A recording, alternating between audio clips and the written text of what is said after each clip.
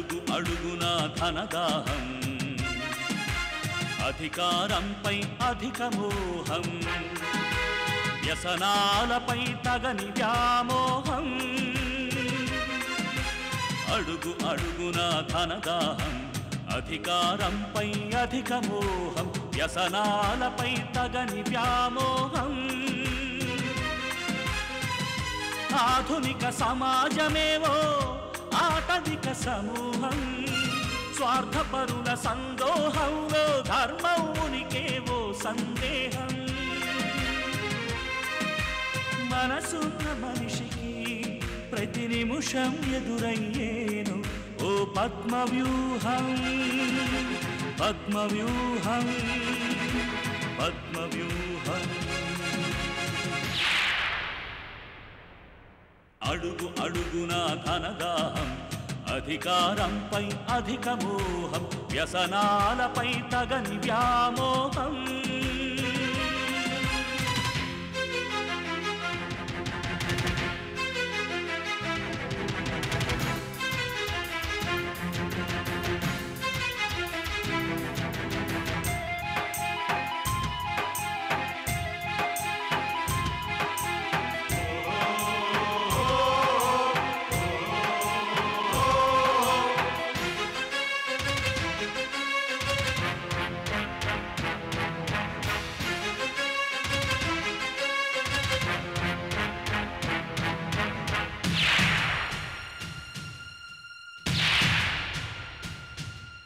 ప్రతి కదలిక వెనుక ఓ లాభానికై చింత అవసరం లేకుంటే అరక్షణమైన నిలువరు నీ చెంత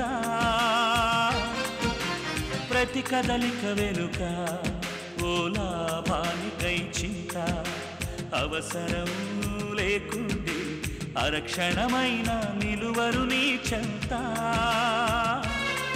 ఇది కన్నీటినే వేలం వేసే కసాయి సంత ఇది కన్నీటినే వేలం వేసే కసాయి సంత విలువలకై వెతుకులాట నేడొక పెద్ద వింత విలువలకై వెతుకులాట నేడొక పెద్ద వింత అడుగు అడుగున ధనదాహం అధికారంపై అధిక మోహం వ్యసనాలపై తగని వ్యామోహం పద్మవ్యూహం పద్మవ్యూహం పద్మవ్యూహం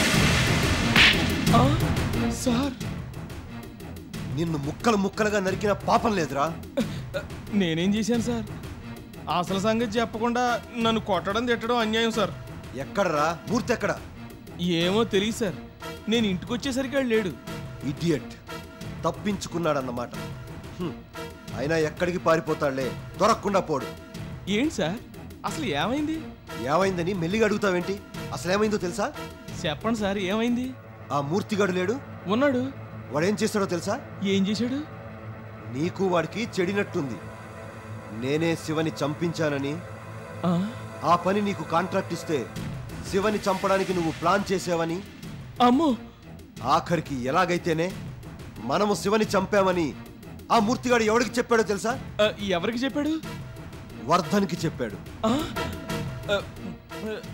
ఫోన్ చేసి మరీ చెప్పాడు ఎంత పని చేశాడు ఆడి మధ్య కొంచెం తేడా పాడాగా ఉన్నాళ్ళండి దాంతో ఇదంతా చేసి ఉంటాడు తేడా పాడాగా ఉంటే నీతో తెలుసుకోవాలి కానీ నా మీద పడతాడా తప్పు పాడకూడదండి ఇంటికి వర్ధన్ వచ్చి శారద ముందు ఎంత అల్లరి చేస్తాడో తెలుసా అయ్యి బాబోయ్ మేడం గారికి కూడా తెలిసిపోయింది అయితే తెలిసిపోయేది అయితే తెలివిగా ప్లేట్ తిప్పడంతో బతికిపోయాను అసలు ఏం జరిగిందో నాకు వివరంగా చెప్పండి మూర్తిగాడు మన విషయాన్ని వర్ధన్ బాబుకు చెప్పాడు వర్ధన్ బాబు వచ్చి మేడం గారి ముందు మిమ్మల్ని అల్లరి చేశాడు చేస్తే మీరు ప్లేట్ తిప్పారంటున్నారు ఎలా తిప్పారు అసలు ఏం జరిగింది ఏ మూర్తిగాడు మనం ఈ పని చేసామని ఫోన్ చేసి వర్ధన్కి చెప్పాడో అదే మూర్తిగాడు అదే వర్ధన్ ముందు తను ఫోన్ చేయలేదని ఏమీ చెప్పలేదని ఒప్పుకున్నాడు దాంతో బతికి బయటపడ్డాను అది ఎలా జరిగింది ఎలా జరిగిందంటే శివ విషయంలో నువ్వు నన్ను డబ్బు అడిగావు.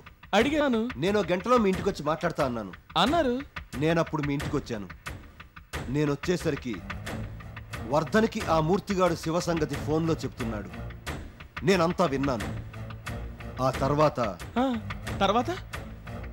తర్వాత ఏం జరిగిందంటే, కొట్టకండి సార్, కొట్టకండి సార్, తప్పైపోయింది సార్, కొట్టకండి సార్. నిన్ను చంపినా పాపం లేదురా. అయితే చంపుతారా సార్? నేను చెప్పినట్టుగా నువ్వు చెయ్యకపోతే అన్నంత పని చేస్తాను. చెప్పండి సార్, ఏం చెయ్యాలో చెప్పండి సార్, చేస్తాను. నువ్విప్పుడు ఏదైతే వర్ధన్కి చెప్పావో అదే విషయాన్ని అవసరమైతే అదే వర్ధన్ ముందు అబద్ధం అని చెప్పాలి. నువ్వు అసలు తనకి ఫోన్ చెయ్యలేదనే చెప్పాలి. చెప్తాను సార్. అలా చెప్తే నన్ను చంపరు కదా? చూద్దాం. సార్ మీకు దండం పెడతాను సార్, నన్నేం చేయకండి సార్, చేయకండి సార్. అది జరిగింది. అదన్నమాట సంగతి. దాంతో గండం గట్టెక్కిందా?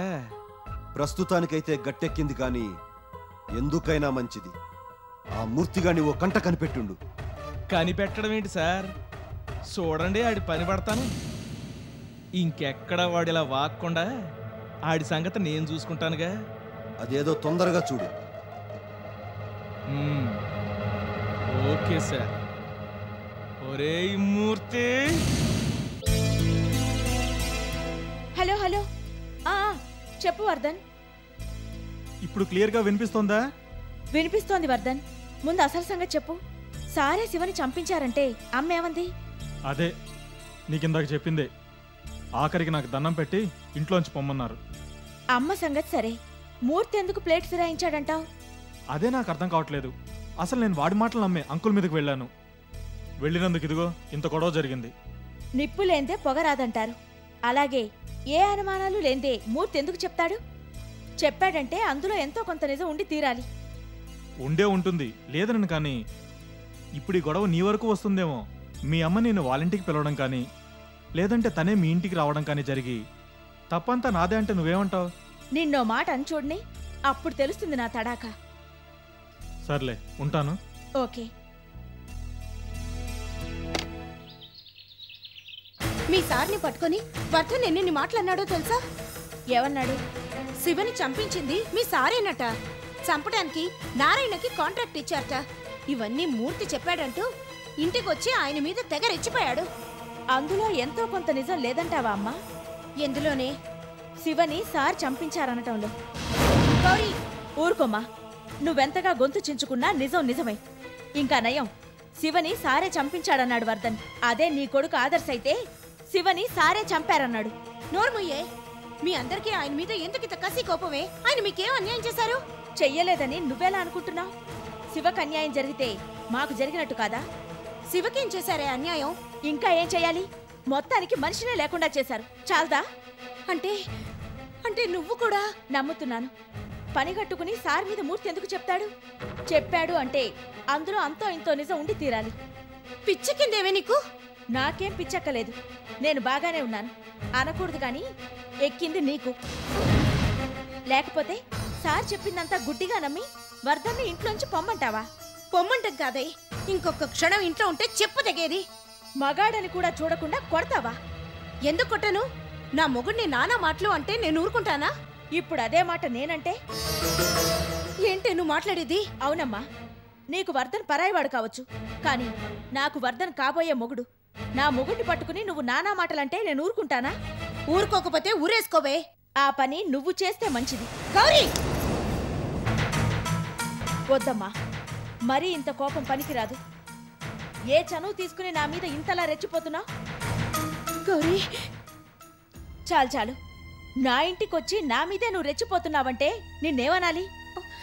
అది కాదే. జరిగింది చాలు కానీ నువ్వు ఇక వెళ్ళడం మంచిది. గౌరీ ప్లీజ్ అమ్మా, ప్లీజ్ నువ్వు వెళ్ళు.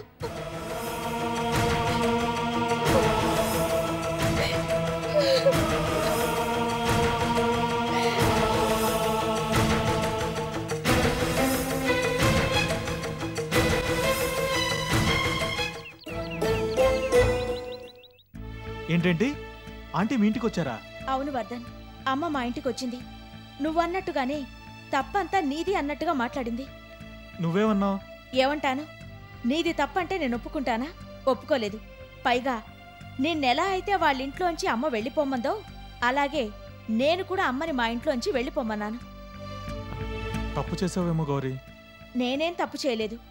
ఎవరి బంధాలకి వాళ్ళు విలువిచ్చుకోవడంలో ఈ గొడవలు తప్పవు. సర్లే, ఉండనా మరి? Okay, bye.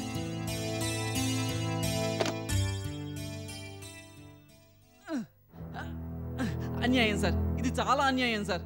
నేనేం చేశాను సార్? నన్ను ఇలా కట్టిపడేస్తున్నారు. నరుమై, నువ్వేం చేసావో నీకు తెలీదు. ఎర్రేదవలాగా యాక్టింగ్ చేయమాక. తప్పైపోయింది సార్, తప్పైపోయింది. వర్ధన్ బాబు గారికి మీ గురించి చెప్పి తప్పే చేశాను. దీనికి ఇంత శిక్ష ఏటి? కట్టేయడం పెద్ద శిక్ష. హె, అసలు శిక్ష ముందుందరా. అంటే ఏం చేస్తారు సార్? ఏం చేస్తానో చెప్పను, చేసి చూపిస్తాను.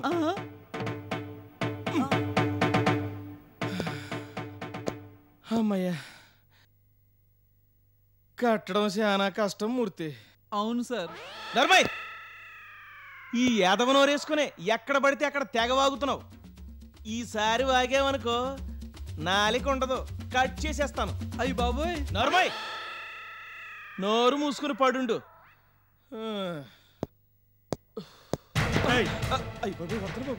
అవునరా, వర్ధన్ బాబుని. నిన్ను నిన్ను నన్నేం చేయకండి సార్, మీకు దండం పెడతాను. అసలు ఏమైంది సార్? ఏమైందా? నిన్ను నమ్మి నీకు మళ్ళీ ఉద్యోగం ఇచ్చినందుకు నన్నే ఫోన్లు చేస్తావురా? ఎక్కడ్రా? ముందా మూర్తిగారు ఎక్కడా?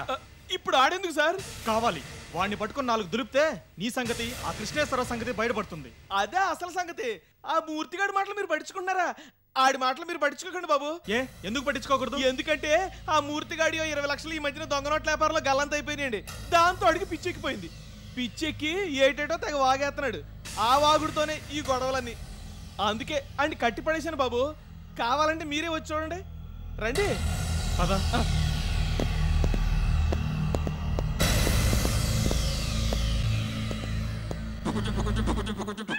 చూడండి, ఆ సూపులు చూడండి. పిచ్చి సూపులు ఆడును. పాపం పిచ్చెక్కిపోయాడు. అవును, నాకు పిచ్చెక్కింది. పిచ్చెక్కింది, పిచ్చి, నాకు పిచ్చెక్కింది.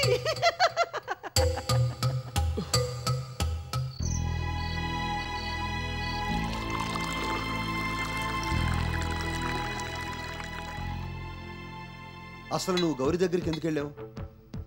ఎందుకంటే చిన్నప్పటి నుంచి తెలుసు కదా, వర్ధన్ వచ్చి ఇలా గొడవ చేశాడంటే వింటుందేమో, విని వర్ధన్కి బుద్ధి చెప్తుందేమో అనుకున్నాను.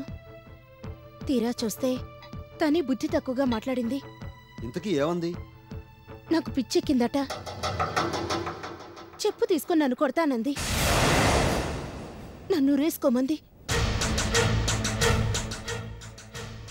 అనకూడదు కానీ నన్నింట్లోంచి గెంటలేదంతే, కానీ అంత పని చేసింది. ఏం చూసుకున్నది నీ మీద ఇంతలా రెచ్చిపోయింది? ఆస్తి ఐశ్వర్యం చూసుకుని కాదండి, ఆ వర్ధన్ లేడు, వాణ్ణి చూసుకుని అంతలా రెచ్చిపోయింది. ఇంకా నయం, వర్ధన్ని పెళ్లి చేసుకోవద్దని తనకింకా చెప్దాం అనుకున్నాను. చెప్పలేదు కాబట్టి సరిపోయింది. చెప్పి ఉంటే నన్నేం చేసేదో ఏవో. అందుకే నీకు ముందు నుంచి చెప్తూనే ఉన్నాను, అలాగా జనాన్ని ఎక్కడ ఉంచాలో అక్కడే ఉంచాలి గాని నెత్తినెక్కించుకోకూడదు అని. ఎక్కించుకుంటే ఇదిగో ఇలాగే ఉంటుంది. అయినా పవిత్రమైన మాంగళ్యంతోనే ఆటలాడుకున్న ఆడదది. అదంటే నువ్వు బాధపడతావేంటి? నువ్వేం బాధపడక్కర్లేదు, ఊరుకో. అది కాదండి, కన్న తల్లినని కూడా చూడకుండా, అదే కన్న తల్లి లాంటి దాన్నని కూడా చూడకుండా గౌరీ నన్ను నానా మాటలు అందంటే దాన్ని నేనేమనుకోవాలి? నువ్వేమనుకోకు, అదేవరే మనకి ఎత్తేస్తే 7 చెక్కలు. దాని గురించి నువ్వు బాధపడతావేంటి? బాధపడడానికి కూడా ఒక అర్థం ఉండాలి. మన సాటి వాళ్ళు, వర్ధన్ లాంటి వాళ్ళు ఏదైనా అన్నారంటే బాధపడితే ఒక అర్థం ఉంది.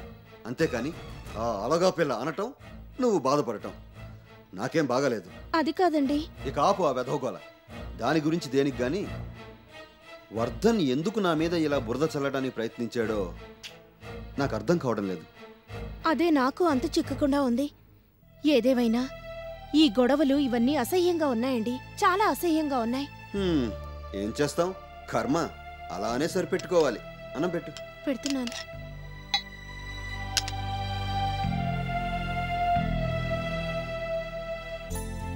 చాలు.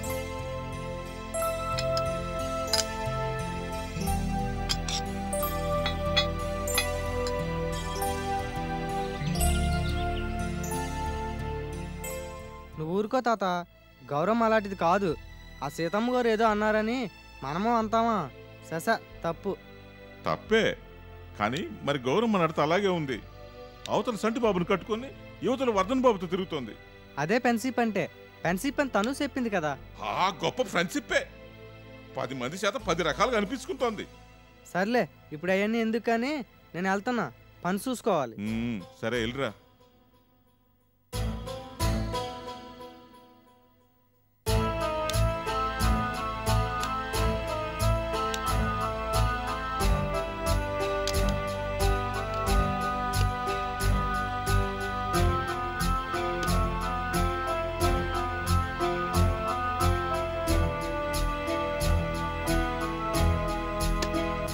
తాత ఎవరు?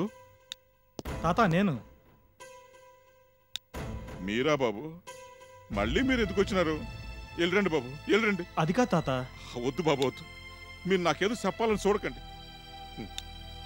మీరు మా గౌరమ్మ కలిసి తిరగడం తప్పే, అందులో అనుమానం లేదు. కాదు తాత, మేమిద్దరం కలిసి తిరగడం తప్పు కాదు, ఒప్పే. ఒప్పేలాగా వద్దు బాబు. ఒప్పేలా అవుతుందంటే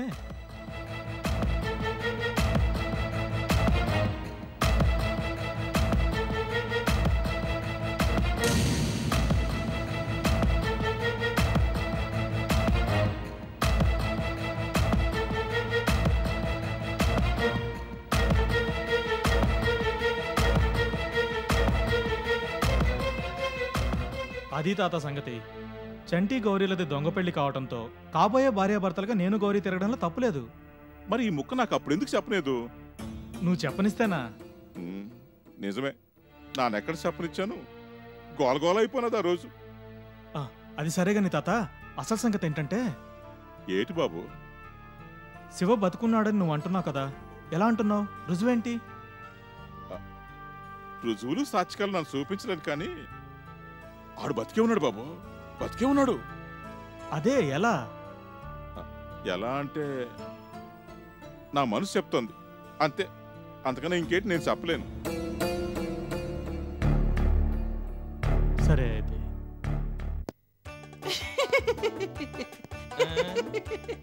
చాలాబా, ఎందుకలా రెచ్చిపోతున్నా?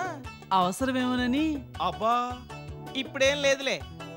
కానీ మూర్తి, ఏ మాట కామాడే చెప్పుకోవాలి. పిచ్చోళ్ళలాగా వర్ధన బాబు ముందు భలే యాక్టింగ్ చేసేవయ్యా. దాంతో నిన్ను నిజంగానే పిచ్చోడు అనుకున్నాడా వర్ధన బాబు? చెప్పకేమండి, తమకో చిన్న మాట. ఏటో అది?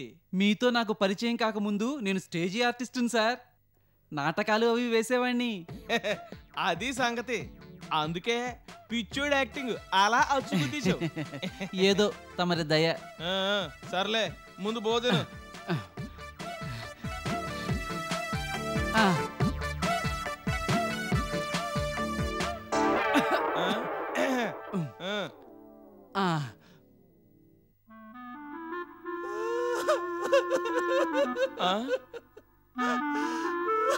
ఏటయ్య మూర్తి, ఆ కన్నీళ్ళేటి? ఎందుకు ఎడుతున్నా? మా అమ్మ గుర్తొచ్చింది సార్. వారిని. అవును సార్, అబద్ధం కాదు. మీరు ఇలా ముద్దలు తినిపిస్తుంటే అచ్చు మా అమ్మలాగే కనిపిస్తున్నారు సార్. లాక్ కొట్టాననుకో, మీ అయ్యలాగా కూడా కనిపిస్తాను. అయ్యి బాబోయ్, అంత పని చేయకండి. అందుకే సెంటిమెంట్ డైలాగులు వద్దు, ముందు పోదేను.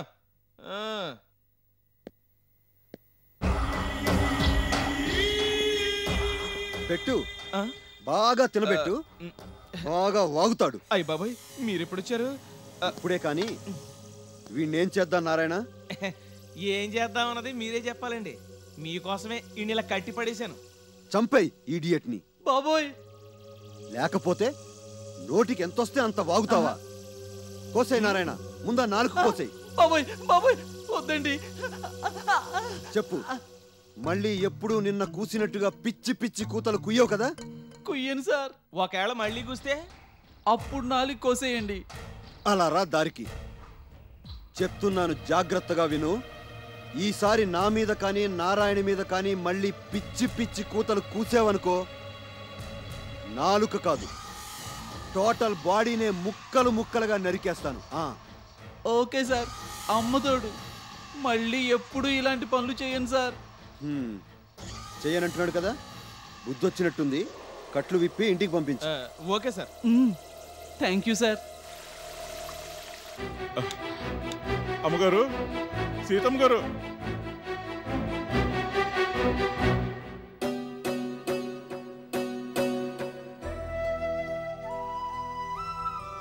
ఎందుకు నువ్వు రాజు మా అమ్మని ఎందుకు పిలుస్తున్నావు? అమ్మగారికో సంగతి చెప్పాలమ్మా. మీ అమ్మగారికో నిజం చెప్పాలి. ఏంటా నిజం? గౌరమ్మది సంటి బాబుది దొంగ పెళ్ళమ్మా, దొంగ పెళ్ళి. వాళ్ళిద్దరు నిజంగా పెళ్లి చేసుకోలేదు. చేసుకుంటే వర్ధన్ బాబునే మా గౌరమ్మ పెళ్లి చేసుకుంటది. అందుకే ఇద్దరు జోడీగా తిరుగుతున్నారు. దాన్ని మీ అమ్మగారు సీతమ్మ గారు ఏరే రకంగా అర్థం చేసేసుకొని నన్ను నానా మాటలు అన్నారు. మా పెంపకాన్ని ఎలెత్తి చూపారు. అది తప్పని చెప్పడానికి నేను వచ్చినాను.